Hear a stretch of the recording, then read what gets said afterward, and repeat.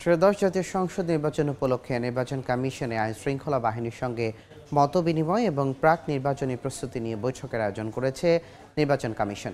সেখানে আছেন সহকর্মী কাউসারা চৌধুরী কুমু। সবশেষ খবর জানতে সরাসরি চলে যাচ্ছি তার কাছে।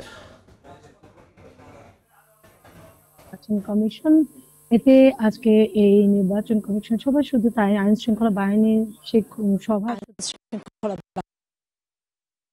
প্রস্তুতি নিয়েও আসলে এই সভায় আলোচনা হবে। এখানে রয়েছেন প্রধান নির্বাচন কমিশনারের সভাপতিত্বে 4 কমিশনার সহ সচিব মহোদয় এবং অন্যান্য অফিসাররা রয়েছেন। আমাদের আমন্ত্রণ জানানো হয়েছে প্রায় প্রধান নির্বাচন কমিশনারের সভাপতিত্বে 4 কমিশনার সহ সচিব মহোদয় এবং অন্যান্য অফিসাররা রয়েছেন। এখানে আমন্ত্রণ জানানো হয়েছে প্রায় সশস্ত্র বাহিনী প্রধানদের।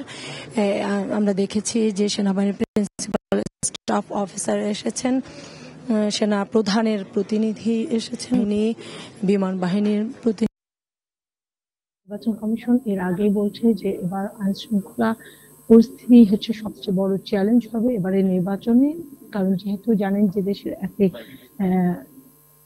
বড় পরিবর্তন এসেছে। এই পরিবর্তনের কারণে বলছে যে বিশেষ করে যে আইন শৃঙ্খলা বাহিনীর মধ্যে কিছুটা স্থিতিশীলতা এখনো হয়ে ওঠেনি, কারণ এর মধ্যে যে আইন শৃঙ্খলা বাহিনীর যে পরিস্থিতি সেটি এখনো নিয়ন্ত্রণে নেই সরকারের, যার কারণে এই কিভাবে আগামী নির্বাচন সুষ্ঠু সুন্দর করা যায় সেই উপলক্ষে নির্বাচন কমিশন তাদের নির্বাচনের প্রস্তুতি হিসেবে মূলত এই সভার আয়োজন করেছে। তারা মূলত জানাচ্ছে যে আজকে আসলে কি কি মাঠ পর্যায়ে কোন ধরনের সমস্যা রয়েছে সেই সমস্যাগুলোই মূলত তারা নিয়ে কথা বলবে এবং কিভাবে এগুলো সমাধানে উত্তরণ ঘটানো যায় সেগুলো নিয়ে কথা হবে। এবং এই সভা শেষে আসলে জানা যাবে যে তারা তাদের কি নিয়ে কথা বলবে এবং কিভাবে এগুলো সমাধানে উত্তরণ ঘটানো যায় সেগুলো নিয়ে কথা হবে। এবং এই সভা শেষেই আসলে জানা যাবে যে তারা তাদের কি ধরনের প্রস্তাব রয়েছে এবং নির্বাচন কমিশন তাদেরকে কি ধরনের নির্দেশনা দিয়েছে। এই ছিল এখানকার আমার কাছে সবশেষ পরিস্থিতি।